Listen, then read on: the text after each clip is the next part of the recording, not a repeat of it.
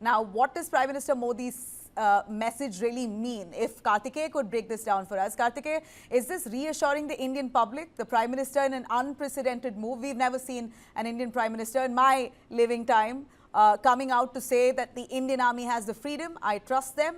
It is at their choosing time, place, action will be taken. What does this mean? I think there are a couple of takeaways.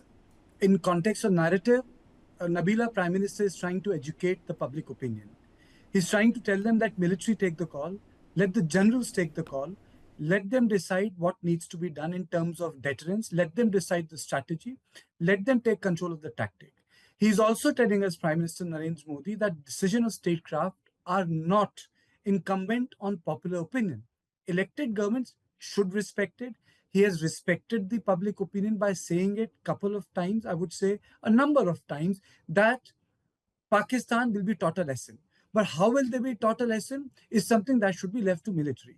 Secondly, Prime Minister understands very well that this is neither Uri nor 2019. There are no elements of surprises right now. It has to be done differently. There are two active war theaters in the world. Prime Minister's stature has risen tremendously in last 10 years. He is the only leader who has been able to meet Putin and Trump and say that this is not the time for war. So Prime Minister understands that the position India finds itself in, and he knows that he is the one who has broken this concept of strategic restraint. In 2014, Prime Minister said that we would calibrate our action in a way that there'll be a cost to the Pakistan. And why should we look at Indian action of the military or the Navy or Air Force, there are two other wings, in context of a singularity?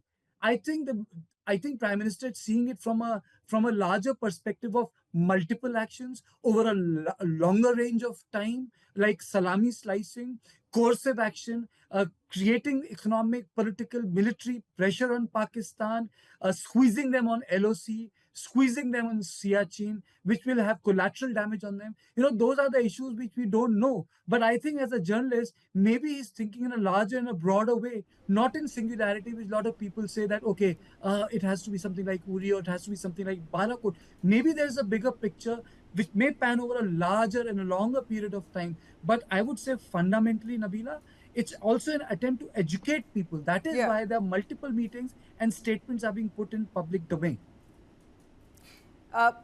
For more on that, Air Marshal Deeptendu, if you could give us your sense on the message that's coming from the Prime Minister. Does this really open the doors for a 2016-style surgical strike or a Balakot type of airstrike, or something in your view maybe even bigger or different? Thank you, Nabila. Yes, just yesterday, I think on your show, it mentioned that, I'm sure the leadership is clearly at work and they'll take the right decisions at the right time. And that's exactly what has happened.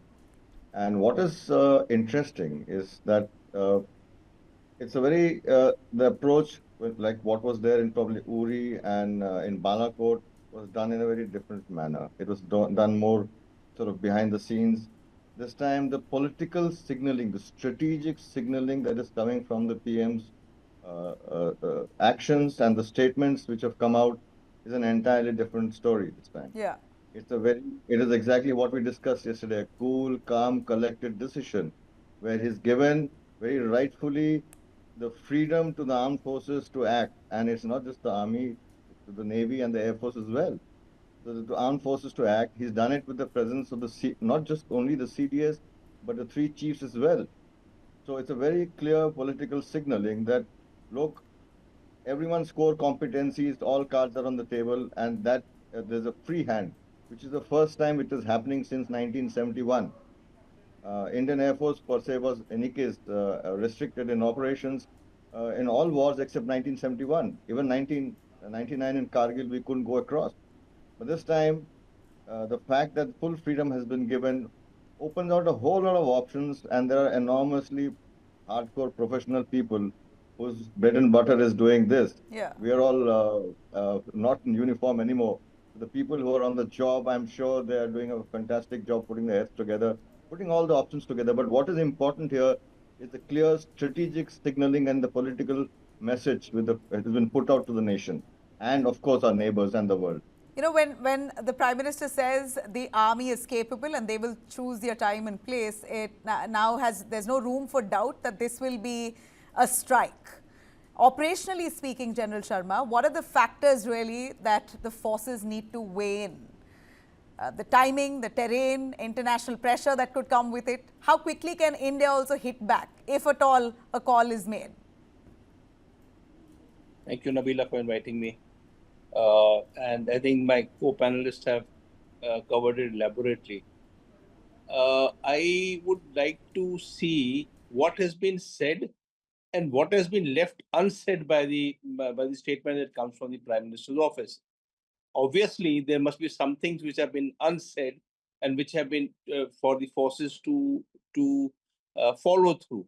I mean, there is something which is a little more. What would the political hierarchy tell the armed forces? They'll say we'll want a sustained deterrence. It will last for a period of time. It is not one-off.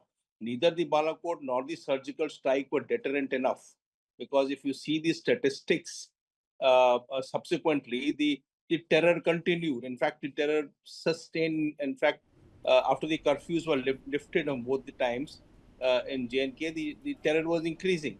So, both were not deterrent enough. Second, there should be authenticity of operation. You must guarantee the operations being carried out must be authentic, must be available on visuals and as well as any other method, and they must be given to the public saying that there is authenticity of operation. Third one is that there should be no face saving for Pakistan to subsequently say that they are the victors. And in any which way, any loss that we incur while doing our operations will be a shabash that the Pakistanis will give to themselves. That makes the deterrence that we wanting to achieve insufficient. So, while saying what the Prime Minister would have said, there would have been some kind of broad guidelines laid down for the defense forces, the armed forces, to plan their operation. And those guidelines are more relevant than saying what time